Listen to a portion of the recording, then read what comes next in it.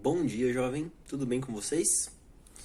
Então vamos para o nosso último tema, o tema 5 de atualidades, que fala sobre violência policial, tá certo? Esse tema, então, ele fecha o nosso trimestre.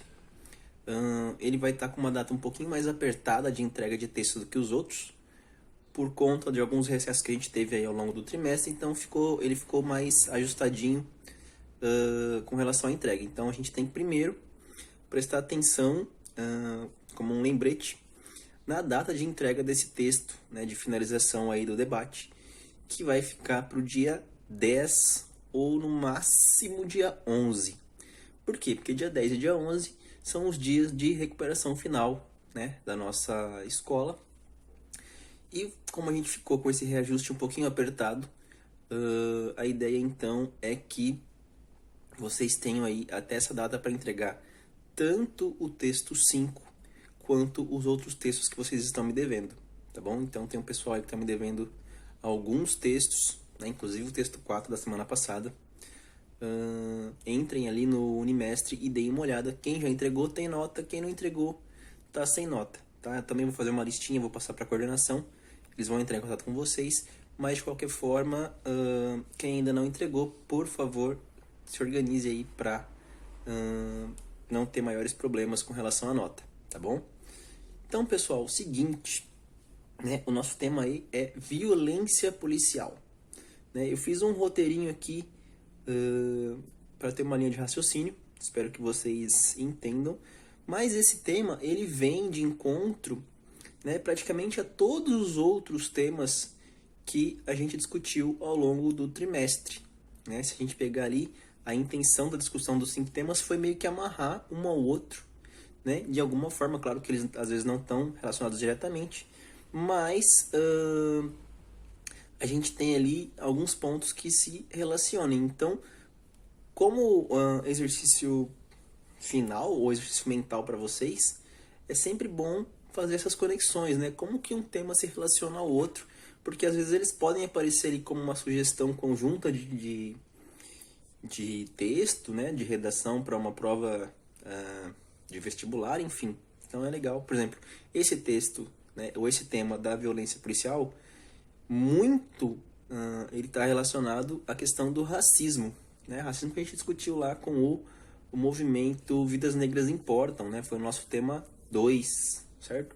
Então, algumas conexões dá para ser feitas aí entre um tema e outro, tá bom? Outro ponto importante também que eu quero que vocês lembrem aí é que a partir do dia 12, né, na verdade a partir do dia 14 de setembro, a gente inicia o terceiro trimestre, que vai ser o nosso último trimestre, tá certo? E a ideia é que neste trimestre a gente selecione temas para trabalhar, mas eu queria que vocês escolhessem os temas, né? A gente fizesse uma grande lista aí de temas que vocês gostariam de trabalhar, né? Sugeria aí cada aluno que monte uma lista aí de 3 temas, 4 temas, quantos temas ele imaginar que consiga levantar, e aí a gente faz uma seleção de 5 temas, né? Ou 4 temas, não sei como é que vai ser o calendário agora no final do trimestre, né? O último, mas a ideia é que a gente faça então um apanhado aí dos temas que vocês sugerirem, né, para a gente finalizar o trimestre, o último trimestre, finalizar o ano de 2020, esse ano bem peculiar aí na nossa vida, né? Então, pessoal, sem mais delongas, acho que eu já dei todos os recados que eu precisava dar. Vamos lá então à questão da violência policial, né? Eu vou falar para vocês, ó, 2 frases, né, duas definições ali que deveriam reger a organização policial, né? Seja a polícia civil, polícia militar, né? Que é a seguinte, ó: o uso da força deve ser proporcional à resistência à ação. Isso a gente está falando da ação policial. Então ela só deveria, em tese, usar a força, né, se essa força fosse necessariamente proporcional à resistência da ação policial. Então a ação necessariamente deve se iniciar pacificamente, né? Isso está escrito né? Isso deveria ser uma norma, mas nem sempre é o que acontece. A gente sabe que às vezes, em alguns casos, esse ponto aí ele não é seguido, né? Outro, o policial que não estiver com a vida ameaçada não pode atentar contra a vida.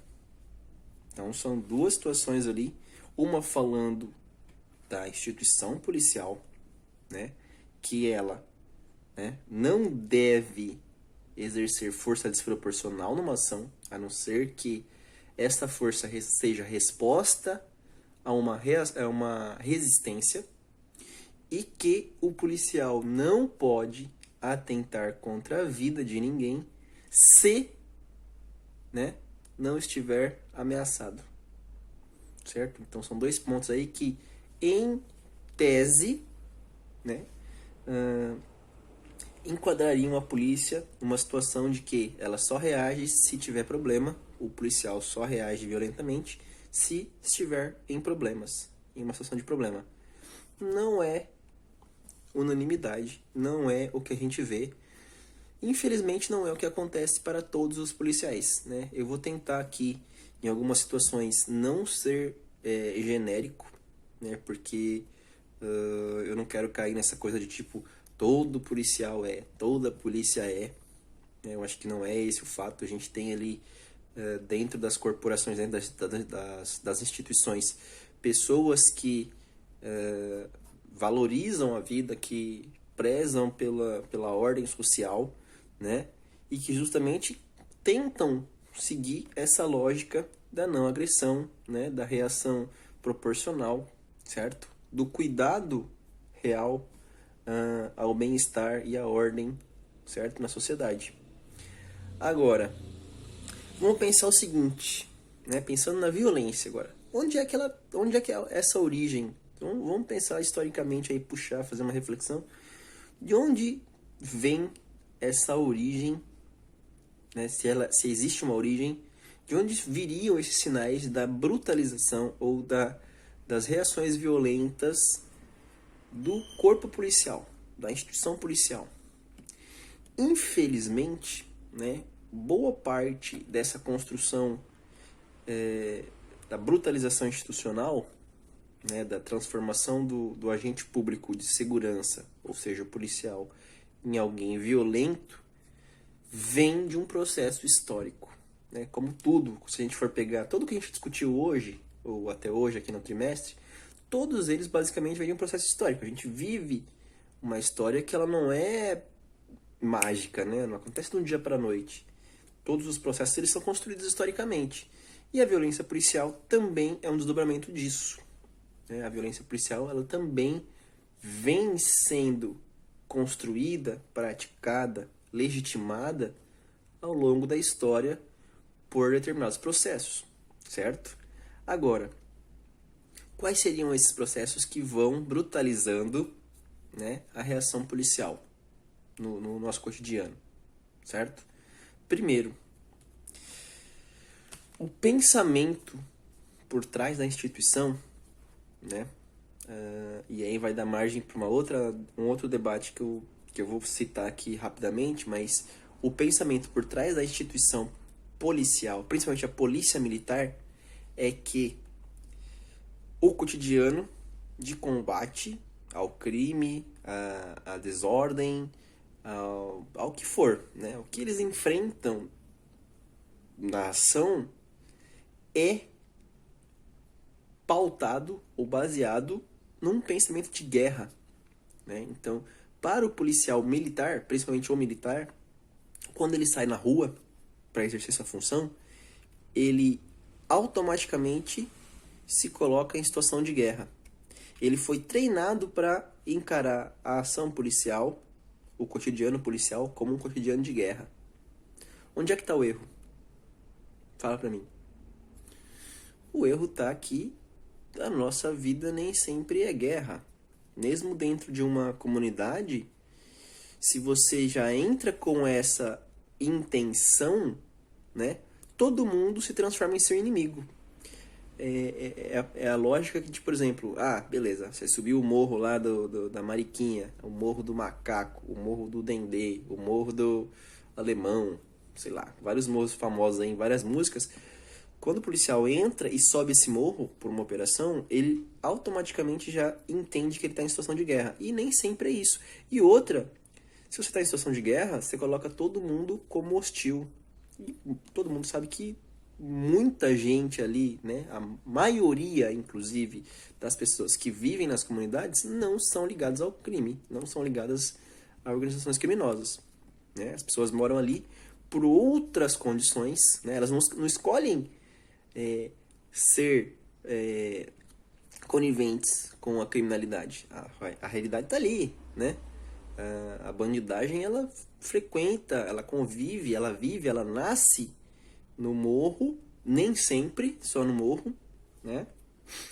Tem bandidos que são da alta classe social, inclusive. Mas nas favelas, nas comunidades, é comum o convívio, né, de um infrator, de um traficante, de um criminoso, enfim, com a comunidade. Então, esse tecido social ele está mais entrelaçado. Mas isso não quer dizer que todo mundo ali é criminoso. Não quer dizer que todo mundo ali na favela é bandido. Né? É um pensamento reducionista estúpido, para falar a verdade. Né? Mas o policial que assimila essa ideia de que ele é um combatente de guerra, ele descaracteriza essa situação. Na verdade, ele reconfigura e fala, todo mundo ali é uma ameaça. Né? Então, quem tiver com um guarda-chuva, com uma bíblia, com uma furadeira, eu posso confundir no momento de alta tensão ali, né, com uma arma e eu posso atirar em minha defesa.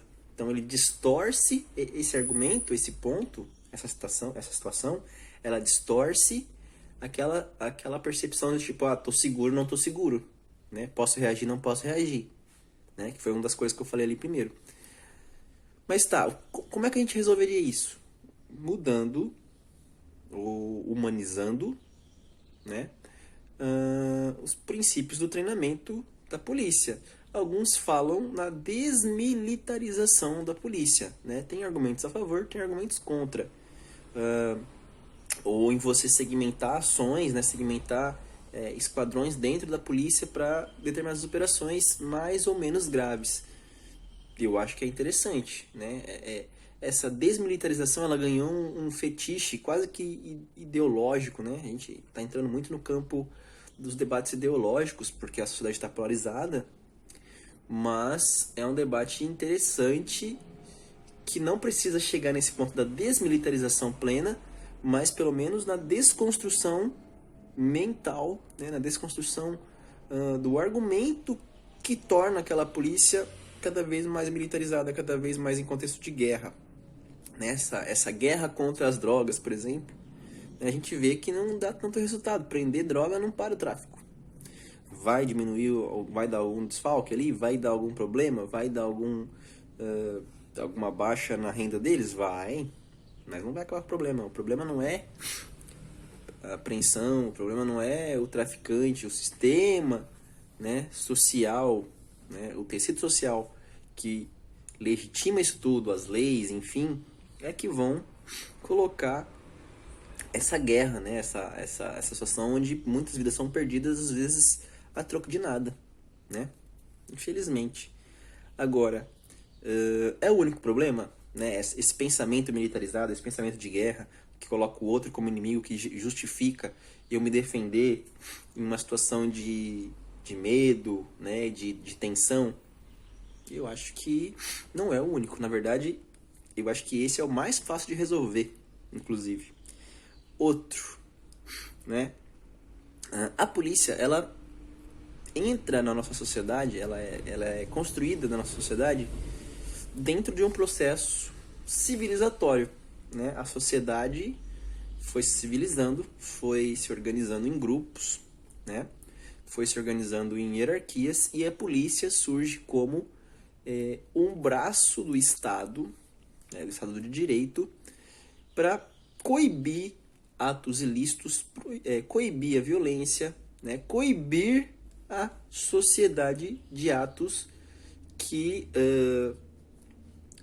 fujam aí da norma, né, da ordem social, extrapolem o marco civilizatório, né, extrapolem essa noção de convívio em sociedade.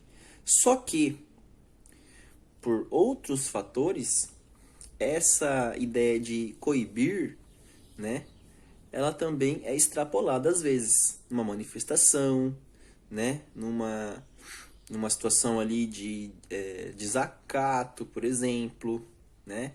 Então, a instituição ou a posição que você se coloca dentro da instituição polícia, às vezes deturpa essa sua ideia enquanto agente público, né, agente da lei, agente de segurança, de coibir determinadas situações. Não é o fato de você estar trabalhando para coibir, por exemplo, uma manifestação, vai ali, manda um contingente, né, e tenta dissipar aquilo. Mas, por exemplo, reações desproporcionais. Né? Você está ali, uma manifestação pacífica, daqui a pouco você dá-lhe bala de borracha, dá-lhe cacetada, dá-lhe spray de pimenta, sendo que a única coisa que ameaçava ali era a grande quantidade de pessoas. Né? Então, a gente tem essa deturpação ali da ideia de coibir, né, ao longo da história. Claro que isso no Brasil passa por um momento, né, do marco civilizatório, dessa construção social, dessa construção da consciência policial, que foi o regime militar. Né? O governo militar de 64 até 88, né, muitos anos, onde a polícia, principalmente a militar, mas também a civil, né, assimilam que coibir determinadas manifestações, né, democráticas é um máximo, né, é uma norma, certo? Então isso também está impregnado ali dentro da instituição e acaba criando um problema, né? Principalmente para os dias de hoje, que a sociedade está cada vez mais se organizando, mais mobilizando, e algumas pautas, né, podem ser favoráveis ou não ao Estado. E aí a polícia vai coibir tudo que é fora dessa caixinha aí, do que é permitido, do que o Estado gosta, né? Tem que pensar isso aí também, até que ponto, né? Outra coisa, como a polícia tem relação com o Estado, né, ela foi concebida principalmente no argumento do Estado liberal, do Estado capitalista, para proteger a propriedade privada, para proteger o patrimônio público, mas também para proteger a propriedade privada, né? Proteger o patrimônio de outros para que este não sofra dano, proteger a riqueza de outros para que essa não sofra usura, né? Então, o Departamento de Segurança Pública, né, a polícia como um todo, ela está estreitamente ligada à ideia de Estado liberal, né? Na nossa realidade, a gente não é um país comunista, né? Que alguns hoje estão pensando, porque o Brasil está se tornando comunista. Não é isso. Está longe disso, né? Sempre esteve muito longe disso. Algumas reformas sociais populistas, né, de acesso à renda, isso não quer dizer que a gente está se transformando em comunista. Está muito longe, o pessoal tem que ler para entender o que é o comunismo, principalmente. Né? A gente está longe dessa prática e, claro, que a polícia também está muito longe disso. Né? A gente não diz que a polícia é comunista, como alguns até dentro dessa situação da pandemia aí, tá falando, porque a polícia se transformando em comunista, né? Tá tirando o direito de expressão, né? Mas, na verdade, ela está cumprindo um papel que é preservar a ordem, certo? E determinadas leis, determinadas conjunturas ali para manter o bem-estar de todos, né? Mas dentro do entendimento do que é a polícia, ela é um braço do Estado liberal, o braço armado do Estado liberal. O Estado liberal que quer manter a ordem da sociedade para que o capitalismo flua, né? E, portanto, a polícia ela deve proteger, principalmente, uma das normativas, além daquelas duas lá da não violência, a normativa da polícia é proteger a propriedade privada. Então isso cria ali alguns desentendimentos, né, no sentido da prática do que é ser policial, né? Então isso já causa algumas situações de conflito, naturalmente, porque proteger a propriedade privada, às vezes, entra em conflito com alguns grupos. Né? Por exemplo, vamos citar aí o grupo mais famoso que debate essa situação da sociedade privada, que é os movimentos sem terra, os movimentos camponeses de luta pela terra, os movimentos indígenas de luta por demarcação, por exemplo, que entram em conflito com madeireiras, né, com alguns desmatadores, fazendeiros. Então, tem ali algumas pautas onde o dever institucional nem sempre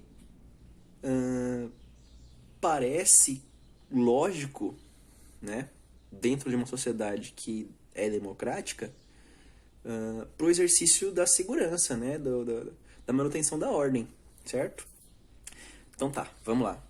Por último, mas não menos importante, e aí a gente vai entrar num contexto que é de camada social, de organização das classes, que é a polícia sempre, não digo os policiais, mas a instituição policial, ela sempre carregou consigo, né, dentro da sua construção institucional, o racismo. Né? Vocês lembram lá que a gente falou, quando falamos sobre o movimento Vidas Negras Importam, do racismo institucional, que também tem a ver com o racismo estrutural? Então, a polícia, dentro dessa construção, né, histórica do racismo, ela participa muito forte da repressão ao negro, né, da perseguição, da violência contra o negro. Afinal, ela é o braço armado do Estado.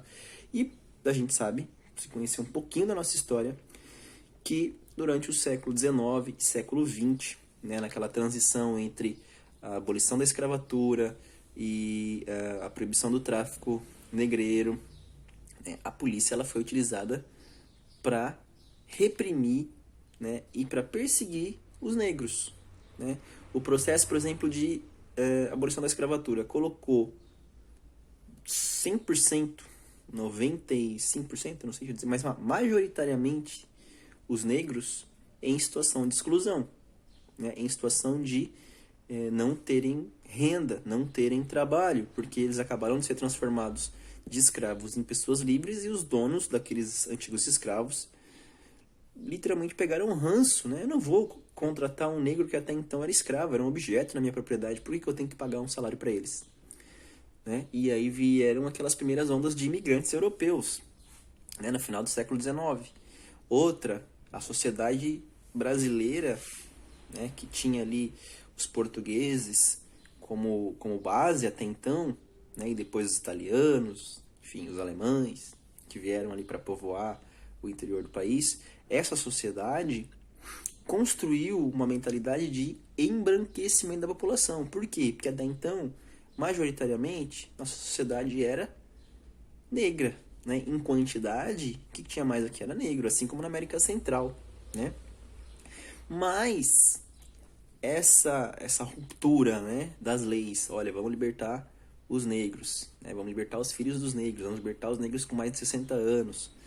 Essa reconfiguração social coloca o negro como uma ameaça. A gente vai transformar uma sociedade mestiça negra.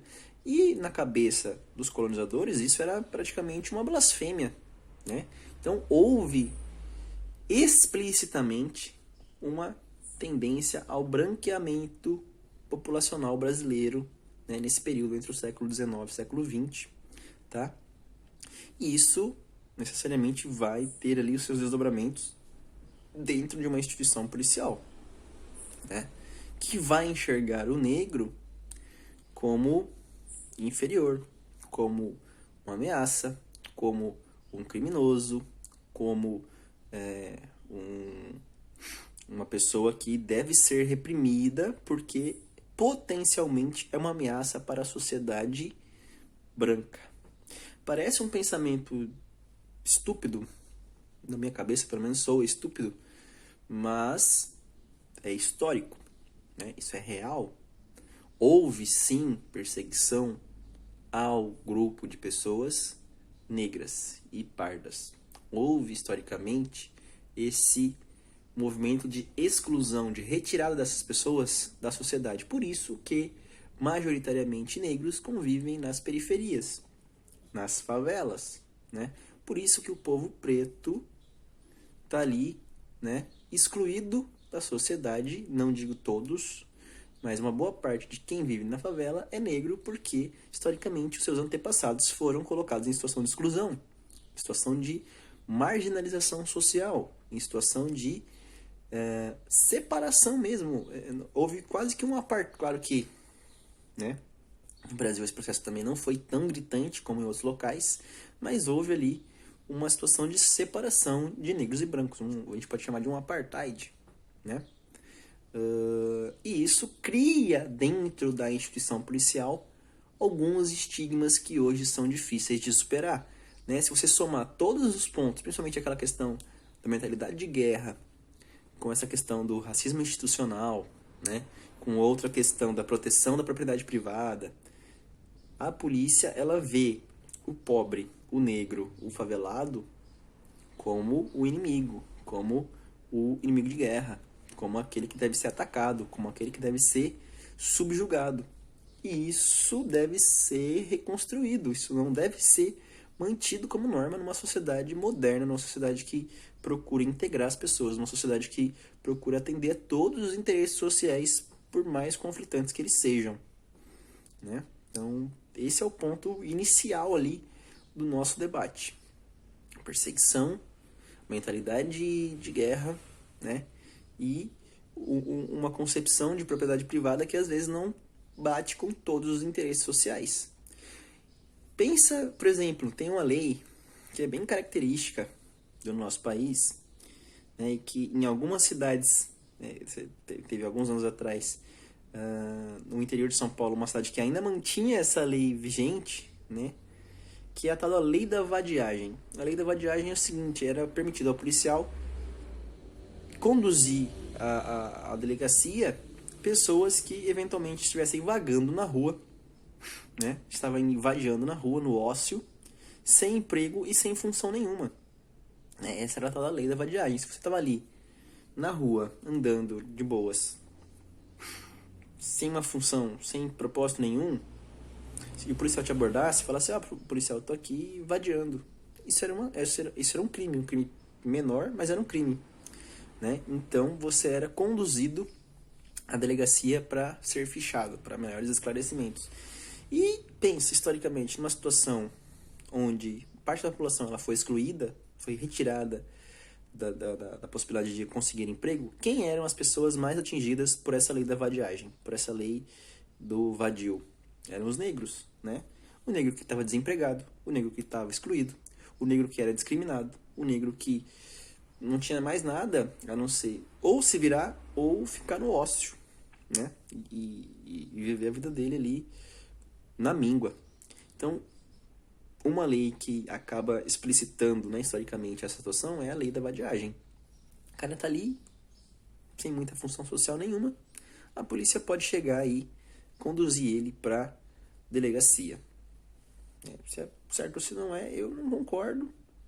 Por que não oferecer, por exemplo, olha ali, ó, a gente tem no CRAS um curso profissionalizante, né? Na assistência social a gente tem alguma situação que pode tirar dessa condição. Isso pensando hoje, né? O policial não faz isso, né? Inclusive, hoje mendigo na rua é mato, né? Você imagina se tu conduz todos eles pra polícia, vixi, vai aumentar as cadeias só com mendigo. Mas enfim, esse não é o ponto do debate. Agora, pensa no nome, né? Polícia. Polícia tem o prefixo polis. Polis, que também é o prefixo de política. E todo mundo lembra, ou deveria lembrar, que polis tem a ver com povo, né? Polis tem a ver com conjunto de pessoas, portanto o povo. E o povo, no contexto atual, é o agente construtor da democracia, né? A gente sabe que a maioria determina o andamento da nossa sociedade. Isso chama-se democracia, né? A escolha da maioria predomina. Não que a minoria seja subjugada, mas como encaminhamento, a vontade da maioria prevalece, certo? Claro que dentro de uma democracia mais aperfeiçoada, as minorias também são ouvidas, né? Essas pautas menores também são ouvidas, mas, como via de regra, na democracia, a maioria domina, a maioria coordena, certo? E a nossa instituição policial, ela não é uma instituição que passou pela transição democrática, né? Ela não é uma instituição que, depois da redemocratização dos anos 80 e 90, ela não passou por uma reforma profunda, né? Nem a nossa sociedade passou de verdade, se for pensar, né? Todos os processos de redemocratização, dentro da política, por exemplo, não desmontaram um monte de organizações, um monte de relações ali que eram escusas, né? Que vinham de uma sociedade autoritária, né? Impositiva. Isso não foi desmontado. Os grupos, as oligarquias que dominavam durante a ditadura militar, algumas ainda se mantêm, né? Então, a nossa sociedade ela não passou por essa transição de fato, transição democrática de fato. E isso leva a uma pergunta, né? Quando a gente tem uma das polícias que mais mata e também mais morre, né? Porque as pessoas colocam isso, porque ela é violenta e tal, mas também morre muito. Claro, as pessoas que vivem a sua vida normal e que optam por ser policial não são pessoas ricas, né? Não são pessoas de classe social alta. Geralmente o policial é aquele cara também de classe média, classe baixa, que vai ver na instituição policial uma possibilidade de crescer na vida, crescer financeiramente, ter estabilidade. E precisa subir na carreira também, não é qualquer cabo que vai, né, vai ganhar a vida dele. Então a instituição policial ela te dá uma segurança do funcionarismo público também, né? E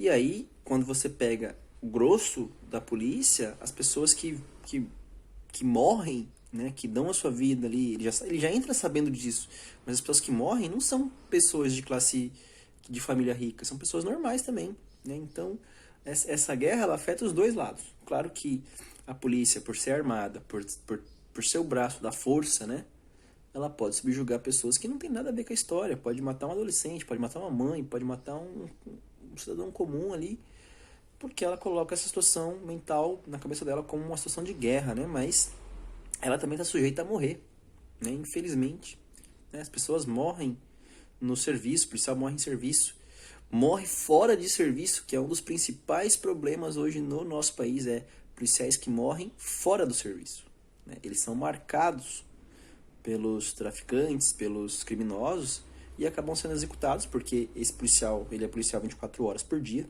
ele não tem segurança nenhuma fora do trabalho dele. E aí ele acaba, às vezes, sendo assassinado como uma retaliação ali de uma operação que ele participou. Ou a família dele, olha só que o desdobramento da violência, né? Ou como forma de coibir também essa pessoa, né? Enfim. Então, é o problema dos dois lados, né? Eu também não vou deixar, não vou desumanizar o policial a ponto de dizer, olha, ele é o culpado. A polícia é a culpada total, né? Não é isso. Mas a instituição policial, ela não passou por esse processo de redemocratização dos anos 80 e 90, certo? Então isso a gente tem que debater, né? Vocês, como pessoas que vão conviver aí nas próximas gerações, vocês podem sim contribuir para esse debate. Em algum momento onde vocês exerçam ali a sua cidadania, vocês podem contribuir para esse debate. Olha, e a transição democrática da polícia, né? Ela aconteceu? Eu acho que não aconteceu. Eu, professor Gutierrez, acho que não aconteceu. Né? Se aconteceu, aconteceu de uma forma muito mínima, né? A reformulação da Constituição, ela coloca alguns pontos ali que vão reconfigurar a ação policial. Mas isso não tira as características principais que a gente já falou lá, né? Não é porque está na lei que às vezes o policial atenta para isso, né? Mesmo ele sendo o funcionário do Estado que deveria manter a lei e a ordem, né? Então vamos lá. Então quem seriam os responsáveis por gerenciar, né, essas ações da polícia? Quem é a pessoa, quem é o grupo, quem são as pessoas que organizam ali esse cuidado da polícia. Quem policia a polícia? Quem cuida do comportamento policial? Existe dentro da polícia a tal da corregedoria. Né? Corregedorias são agentes públicos, policiais, aposentados ou policiais, né? Pessoas que exercem essa função, que dentro de uma situação de averiguação, né, de abuso de autoridade, enfim, de alguma situação que extrapole a ação policial, essa corregedoria ela é apontada ali como responsável por investigar, né, por averiguar a situação de ocorrência. O cara foi lá e matou alguém, uma ação policial, então vai para a corregedoria. Elas vão avaliar, né, ou vai para o Ministério Público. Então existe dentro das organizações do Estado, né, o Judiciário, que vai avaliar, o Ministério Público, que vai avaliar, e uma camada dentro da instituição policial que também vai avaliar essa situação, que é a corregedoria. Só que o problema é que, às vezes, o cara é o amigo do amigo, né? É o brother que fez ali a formação comigo, enfim. Dentro da corregedoria, então, existem formas de deturpar essa decisão. O que poderia ser feito, na minha ideia? Né? Você poderia ter, dentro de casos de abuso de poder, de abuso de autoridade, de violência desmedida, um grupo de pessoas que poderiam ser nomeadas na sociedade, uma participação da esfera popular, por exemplo, para casos de abuso de poder, abuso de autoridade, violência desmedida. Né? Isso seria colocar a sociedade como um dos olhares para aquela ação policial. E aí você vai colher informações, colher pontos de vista de diversos lados. Aquele cara que defende, aquele cara que não defende. E isso construiria uma outra roupagem, uma outra abordagem, né, para essas situações de averiguação dentro da instituição policial. Colocar a sociedade como um filtro, por que não? Isso é uma sugestão, eu acho que funcionaria muito bem. Né? E você colocaria esse aspecto democrático embutido dentro dessa realidade, né? O cara tem que responder também à sociedade, não só ao Ministério Público, não só à Justiça e não só à Corregedoria, que é um órgão interno deles. Tem que ter uma responsabilidade social, olhar na cara do cidadão, por exemplo, do bairro onde aconteceu aquele crime e falar, e aí, olha, matei porque eu precisei, né? E se defender, né? Não que, e aí eu vou entrar num campo mais delicado ainda, que a polícia às vezes não deva agir de forma mais enérgica e para tentar se proteger, né? Putz, o cara tá ali com uma AR-15 lá no ponta do morro e eu tô com uma 9mm aqui sem pente para recarregar e eu tenho que sobreviver porque eu tô numa ação policial. Não é nesses casos, é em casos que a gente tá falando de violência que acaba em morte de um cidadão comum, né? O cara toma 6 tiros nas costas por nada, entendeu? Tem casos e casos que são assim e que acabam sendo arquivados pela corregedoria, acabam sendo arquivados pelo Ministério Público, porque às vezes não tem prova, né? A sociedade fica com medo de denunciar, a sociedade fica com medo de prestar depoimento, né? Então, esse fator democrático da participação social talvez colocasse ali um novo elemento, né, nessa conjuntura, eu acho, né? Porque, principalmente, o problema, eu acho que é cabal nessa condução. Eu já vi casos assim,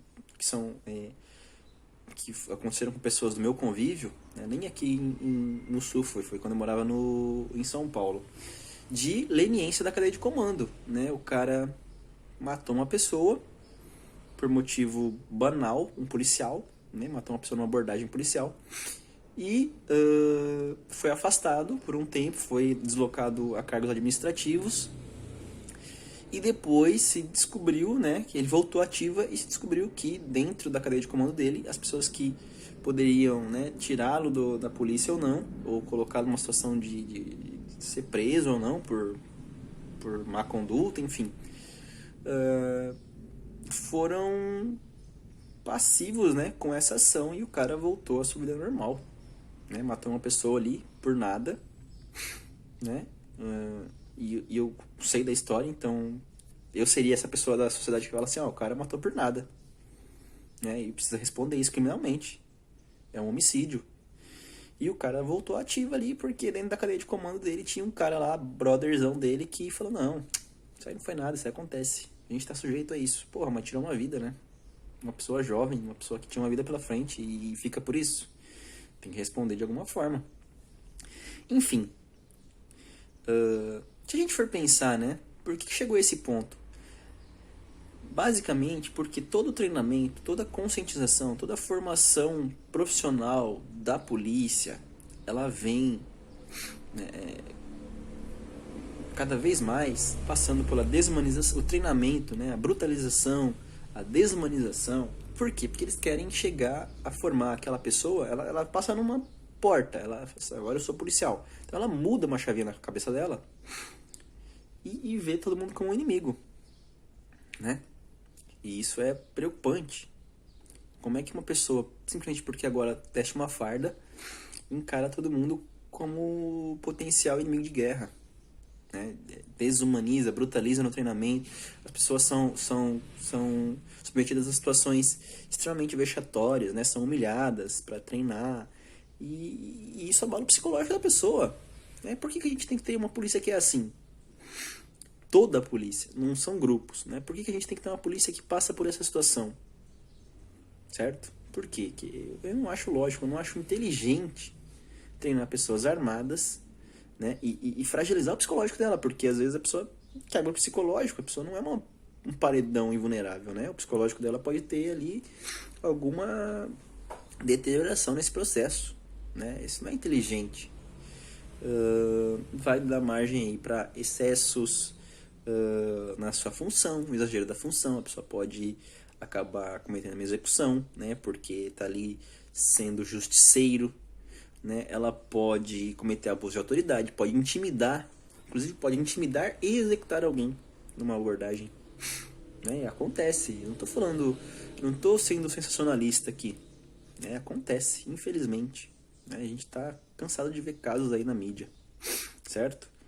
Agora, é claro que, né, se a gente for pensar na realidade, a realidade onde eles se submetem é uma realidade onde as pessoas que vivem ali já são oprimidas, onde eles se sentem acuados, né? Eles estão entrando numa favela, numa operação, por exemplo, e ali tem cara com armas mais fortes do que a dele, né? Então, e às vezes ele não está tão preparado.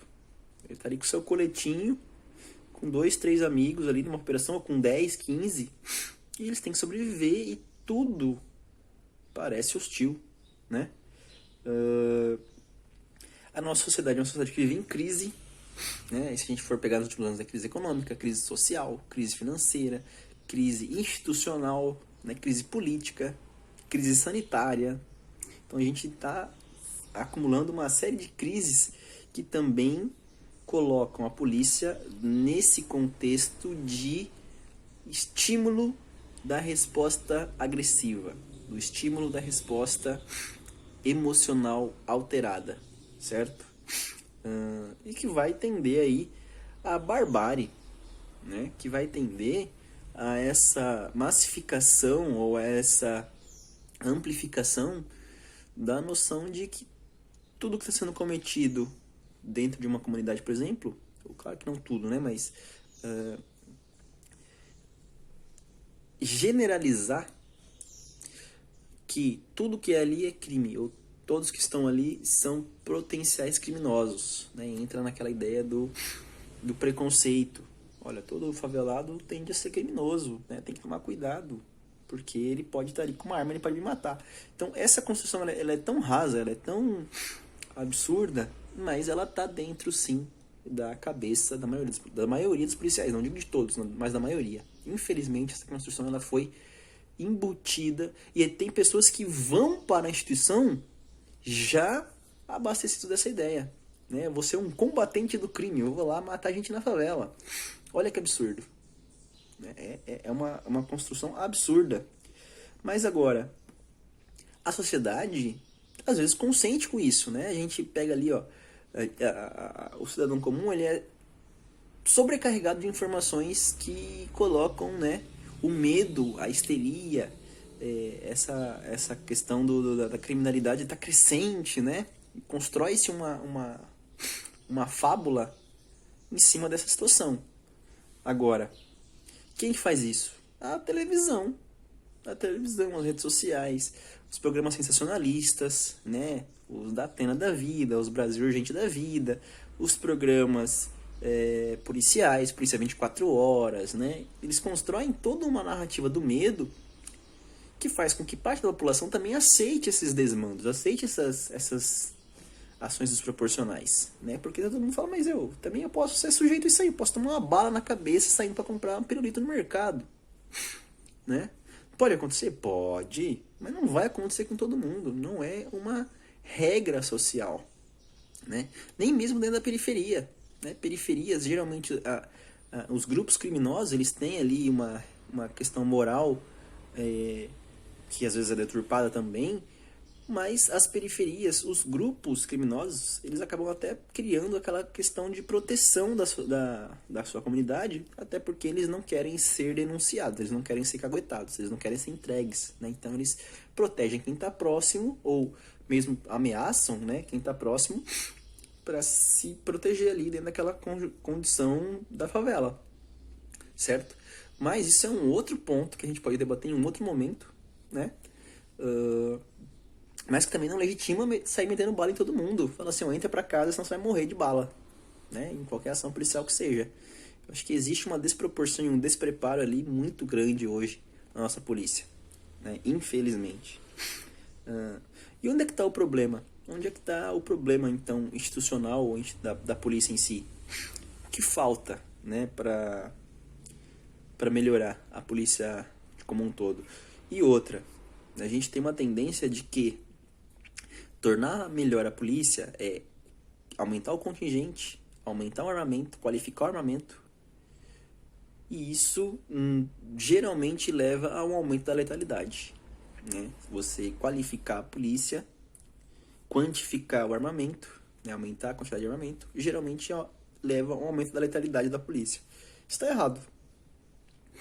Qualificação, né, o aumento do contingente não deveria aumentar essa reação desproporcional, né? Então existe ali dentro um problema. Qual é esse problema? Onde que a gente vai resolver isso, né? O aumento de contingente não quer dizer nada. A melhoria do salário talvez comece ali a ser um ponto.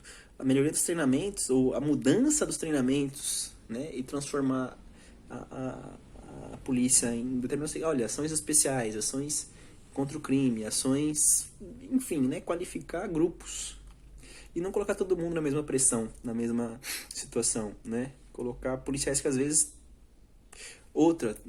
agora lembrei, fazer avaliações psicológicas desse policial, gente, que o cara às vezes é descontrolado, né? Passou por tanta situação de conflito que ele precisa de um descanso, ele precisa ser remanejado, não pode sair para uma rua armada, numa favela, e achar que tá bom, né? Achar que todo mundo é refém da sua arma, né? Que ele é o dono dali porque ele tem uma arma. Eu não acho que todo policial, vou falar de novo, eu não acho que nessas minhas falas eu estou generalizando. Eu sempre, quando eu falo, eu penso em casos, né? Não é todo mundo. Inclusive tem policiais que são muito inteligentes, né? E que querem essa construção de uma nova polícia, mas infelizmente dentro da instituição eles são minoria. Então, quem que deveria participar desse processo? Outras instituições que deveriam pressionar ou indicar essa mudança, né? Porque eu acredito que tem gente que fala que a violência policial é uma regra, tem gente que fala que a violência policial é uma exceção. Eu acredito que depende do recorte, depende do lugar onde você coloca o seu olhar, né? Não dá pra generalizar tudo. Tem casos onde a violência é uma regra? Tem. Tem casos onde a violência é uma exceção? Também tem. Não dá pra dizer que todo mundo é violento ou todo mundo não é violento. Existem recortes. A gente sempre tem que trabalhar com recortes. Isso pra tudo. Na ciência, na sociedade, né, nas instituições. Não dá pra generalizar. Não é todo mundo mal, nem todo mundo bom. Nem todo mundo inocente, nem todo mundo culpado. Tá certo? Então, dentro da polícia funciona da mesma forma. E por que a gente tem que pensar em recortes? Porque as ações policiais, ou a própria polícia, ela lida com disputa de poder social, disputa de poder econômico, né? Quando ela está numa ação para coibir o tráfico, por exemplo, ou para coibir o crime, qualquer que seja, dentro de uma favela, ela está lidando com disputas de território. Disputas de território nada mais são do que disputas de poder, né? Então ela pode entrar numa favela para coibir o jogo do bicho, pode entrar numa favela para coibir o tráfico, pode entrar numa favela para coibir ação irregular de vendedores de qualquer espécie, né? Então você tem ali dentro da sociedade, ou dentro da sociedade, disputas de poder que permeiam relações que às vezes são ilegais, né? Por exemplo, vamos pegar a questão do crime, né? No Rio de Janeiro, no começo dos anos 2000, se lançou ali o projeto da UPP, Unidade de Pacificação, Unidade de... Eu não lembro agora o que significa UPP, fugiu. Unidade de Polícia Pacificadora. É criar uma guarita ali próxima ao bairro, dentro do bairro, né? E ficar com policiamento permanente, porque ali você, então, combatia essa questão do território, né? Território do tráfico, território da ilegalidade, território do jogo do bicho, território do que fosse. E o que acontece? Num primeiro momento, beleza, nossa, tá funcionando, né? Baixou o crime. Só que, nesse recorte lá no Rio de Janeiro, a gente tem a questão da milícia. Então, e a milícia tem os seus desdobramentos dentro da instituição policial. E a milícia, querendo ou não, é a parte criminosa da polícia, né? De ex-agentes, agentes que vão vender a segurança, né? Para ganhar o seu benefício. E, querendo ou não, as UPPs elas entraram, então, nessa parte da corrupção dentro do aparato policial. E as UPPs começaram a ser, olha que loucura, o território, começaram a ser disputadas como território das milícias. Então, houve ali, dentro de um projeto que tinha ali algum benefício, ou pelo menos dentro da concepção do que foi feito, traria algum benefício para a segurança das pessoas, que foi deturpado, né? Que começou a disputar o território junto com o tráfico, né? Então ficou a milícia disputando o território do tráfico e os dois disputando quem dominaria, quem exerceria o poder naquela região. E a polícia em si, a instituição que deveria levar proteção para as pessoas, ficou escanteada, né? Ou permitiu que isso acontecesse, né? Lembrando que nem todo mundo é santo na instituição, é por isso que acontece a milícia. Então tá, vamos lá. Outra coisa também, né, que vai acontecer nesse processo é o colapso do sistema carcerário, porque se prende muito, né, se prende por motivos que às vezes poderiam dar outro encaminhamento, e o sistema nosso carcerário é um sistema de colapso. Eu costumo dizer que o sistema carcerário, prender alguém em situação de vulnerabilidade que seja, você está formando essa pessoa para o crime. Você joga ela na faculdade do crime. Lá dentro da cadeia, ela pode entrar em contato com pessoas criminosas mais perigosas que ela, que podem cooptá-la para o crime de verdade, né? Então a gente tem esse problema aí também. E depois vai jogar essa pessoa dentro da sociedade de novo, numa sociedade violenta, né? Numa sociedade que reprime, e que vai voltar ela para a cadeia de novo, e isso vai criar um ciclo de violência infinito, né? Até essa pessoa eventualmente acabar sendo morta, seja pelo tráfico ou seja pela polícia, né? Então esse fator aí também, eu esqueci de falar ele aqui em algum momento, mas ele também agrava essa situação toda da violência, da marginalização, da brutalização, né? E justifica também um negócio que é muito louco, que é a execução sumária, né? Ah, não vou prender essa porra, não, vou matar. Pum, mata o cara. Tira dele o direito de se defender depois na justiça, né? Que é foda também, né? Que vai argumentar, vai engrossar o argumento de que a polícia é violenta, a polícia que mais mata. Porque ela pensa, puta, mas eu vou jogar esse cara lá na cadeia, a cadeia já tá super lotada, eu vou matar, né? Então ela se dá essa autoridade, tá certo? E outra coisa, né, pessoal, toda ação policial violenta, se ela é o começo da ação, se ela for, por exemplo, uma manifestação, se é dentro da condição ali, a polícia age primeiro para coibir e lança uma bomba de gás lacrimogêneo, lança uma bomba de gás no efeito moral, por exemplo, ou faz alguma coisa para dispersar as pessoas, que não seja uma coisa racional, né? Que seja uma coisa que tenha de alguma violência. Essa ação pode gerar uma reação e aí você vai descambar para barbárie, né? Como a gente já vê ali várias vezes o enfrentamento de policiais contra manifestantes e a gente fica se perguntando quem começou, né? Aí fala, mas é porque o cara tacou uma latinha na cabeça do policial. Porra, então vai em cima daquele cara especificamente, né? Não dispersa a população, ou vai em cima daquele grupo especificamente e de uma forma coordenada, de uma forma treinada. A gente não vê isso, infelizmente a gente não vê isso nas ações e isso acaba sendo mundial, tá? A gente antes tinha, eu tinha muito essa concepção distorcida de que as outras polícias também são mais preparadas, mas eu não tenho visto isso na Europa, principalmente, que eu tinha muito essa concepção de que a polícia europeia era mais treinada, não é em todos os países, né? São recortes. E também a violência policial dá margem para reproduzir esse comportamento violento se você é defensor da polícia. Ah, porque eles estão batendo, eles estão matando, eu também posso bater e matar bandido. Né? Eu estou sendo um justiceiro. Você cria essa reprodução da figura do justiceiro. Isso é perigoso. Né? Isso é bem perigoso. Então, o que passa ali? Por que passa? Né? Qual é o momento da realidade da polícia? Ela passa por uma crise de confiança. E essa crise de confiança ela precisa ser sanada, ela precisa ser resolvida.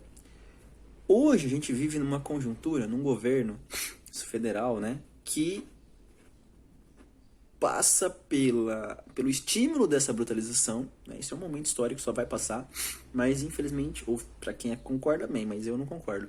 Então a gente passa por um governo que estimula essa brutalização, né, que estimula discursos de ódio e que tira do Estado a responsabilidade de cuidar da segurança pública. Por quê?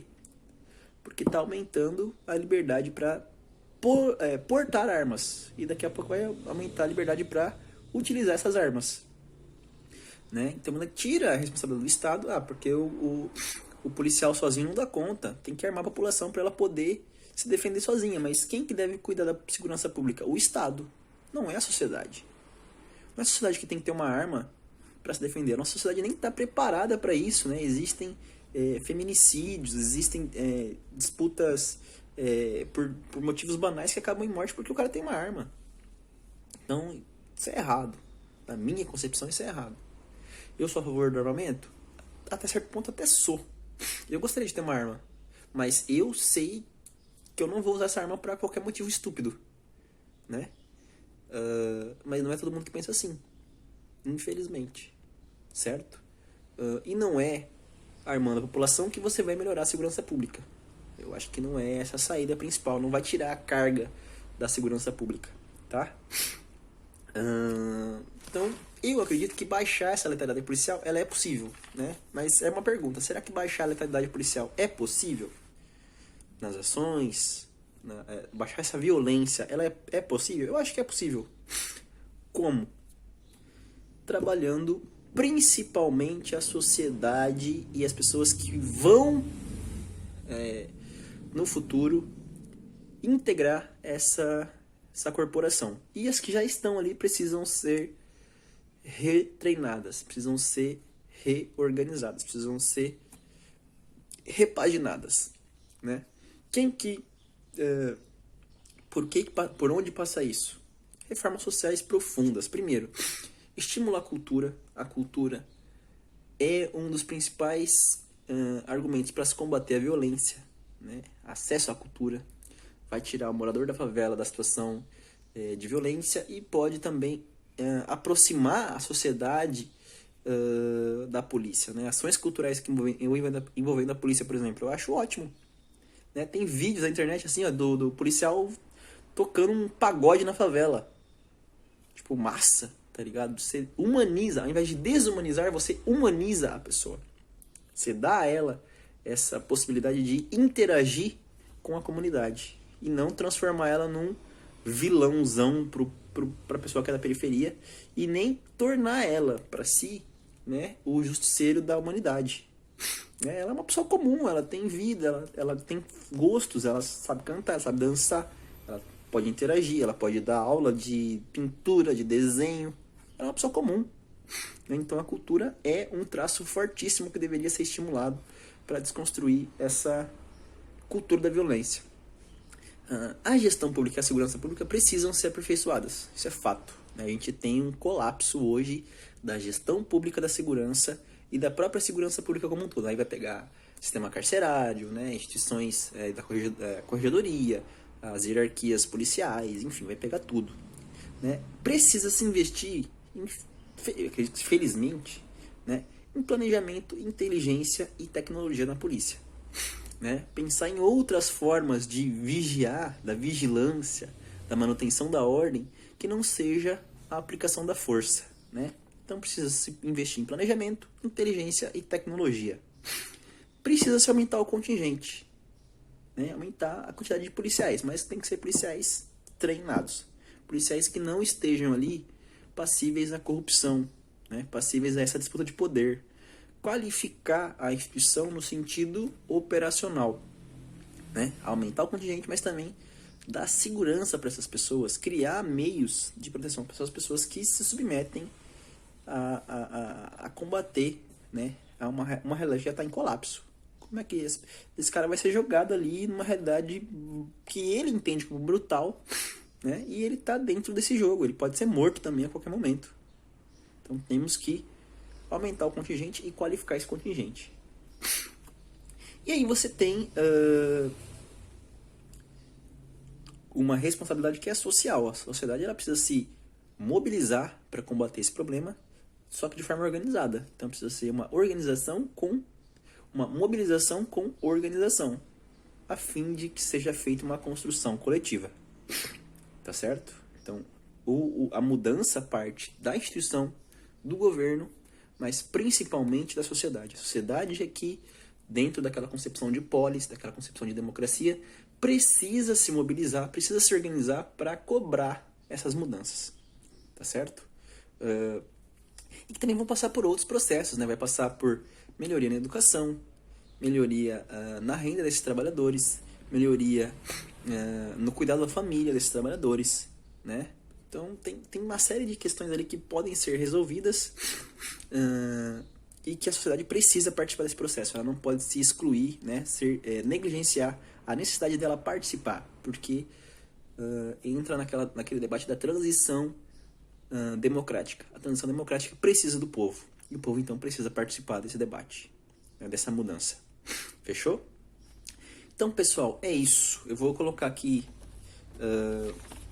algumas questões que eu levantei, né, que eu já falei durante a minha arguição aqui, mas é o seguinte, ó, pra gente colocar depois no debate, né, na próxima aula. Vou chamar o professor Terson na próxima aula para debater com a gente. Eu acho que vai ser bem legal, que vai ser dia 10 às 9 da manhã, tá bom? Então, é o seguinte, ó, a quem interessa manter esse sistema em colapso? Né, essa polícia violenta, que mais mata, que mais morre, quem interessa manter isso aí? Onde está o problema, de fato? Onde que a gente precisa resolver primeiro, para conseguir lidar com o problema? O que falta na segurança pública? Né? O que falta para melhorar? Melhorar a polícia é torná-la mais violenta? E por último... Cadê?